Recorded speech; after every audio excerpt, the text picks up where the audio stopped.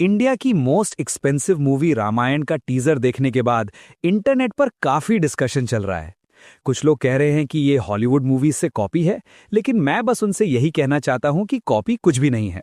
हाँ, कुछ कुछ चीजें सिमिलर जरूर लिख सकती हैं, ये मैं मान सकता हूं, लेकिन सिर्फ सिमिलैरिटी का मतलब कॉपी नहीं होता।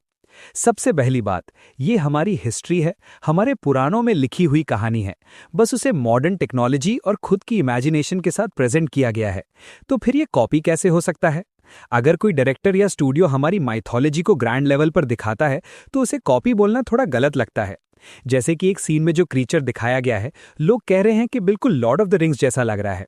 अब मैं उनको ये कहना चाहता हूं कि लॉर्ड ऑफ द रिंग्स में जो दिखाया गया है, क्या वो किसी रियल माइथोलॉजी की हिस्ट्री है?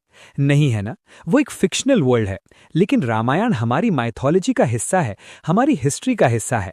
तो अगर कोई क्रीचर या डिजाइन सिमिलर लग भी रहा है, इसका मतलब ये नहीं कि कॉपी है। और ये कहानी त्रेता युग की है। त्रेता युग में क्या क्या था, कैसे कैसे विमान थे, कैसे कैसे युद्ध होते थे, ये सब हमारे ग्रंथों में लिखा हुआ है। इसलिए मुझे लगता है कि अलग से एक्सप्लेन करने की जरूरत नहीं है। जो लोग रामायण जानते हैं वो समझ जाएंगे कि ये सब चीजें माइथोलॉजी का ही पार्ट है। जैसे कि टीजर में रथ वाला सीन, वो इतना ग्रैंड लग रहा है कि देखकर ही गूज़बम्स आ जाते हैं। फिर एक सीन में हाथ में कुल्हाड़ी पकड़ने वाला लुक दिखाया गया है। कुछ लोग कह रहे हैं कि ये थॉर वाले सीन से कॉपी है, लेकिन ऑनेस्टली लोग कुछ भी कह देते हैं। मुझे तो वो सीन विजुअली बहुत ज्यादा पावरफुल लगा। उसमें एक अलग ही एनर्जी थी, एक अलग ही फील था। और सबसे इंपॉर्टेंट बात, ये सिर्फ टीजर है। मूवी रिलीज होने में अभी बहुत वक्त बाकी है, तो ऑब्वियस है कि वीएफएक्स और विजुअल्स और भी ज्यादा इंप्रूव होंगे। टीजर सिर्फ एक ग्लिम्स होता है, फाइनल प्रोडक्ट तो और भी पॉलिश्ड होता है। जैसे श्री राम का जो सीन दिखाया गया है, वो विजुअली इतना ज्यादा खूबसूरत है कि मैं बयां ही नहीं कर सकता। लाइटिंग, बैकग्राउंड और ओवरऑल प्रेजेंटेशन, सब कुछ नेक्स्ट लेवल लग रहा है।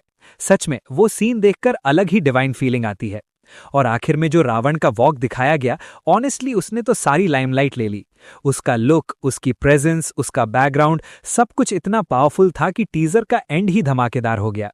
और जब पुष्पक विमान दिखाया गया, तो वो भी काफी ग्रैंड लग रहा था।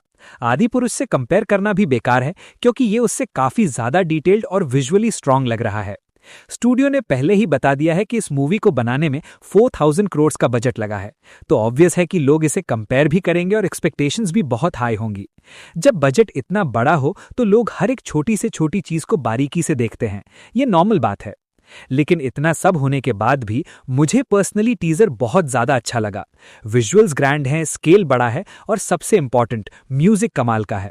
बैकग्राउंड म्यूजिक सुनते ही गूज़बम्स आ जाते हैं। इसलिए मैं बस इतना ही कहना चाहता हूं, आप लोग भी टीजर को अच्छे से देखो, ज्यादा नेगेटिव मत सोचो और कंपैरिजंस में मत पड़ो। ये हमारी हिस्ट्री की कहानी है और इसे ग्रैंड लेवल पर दिखाया जा रहा है, ये खुशी की बात है। अभी तो सिर्फ टीजर आया है, ट्रेलर आने तक थोड़ा इंतजार करो। तब तक के लिए बस इतना ही। फायर।